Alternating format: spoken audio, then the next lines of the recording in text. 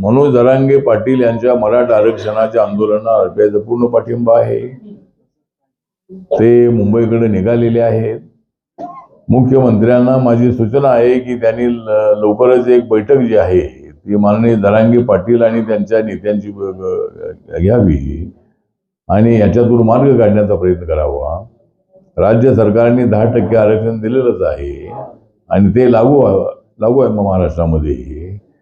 फक्त सर्व मराठा समाजाला ओबीसी सर्टिफिकेट मिळाली पाहिजे या मताशी आम्ही सहमत नाही।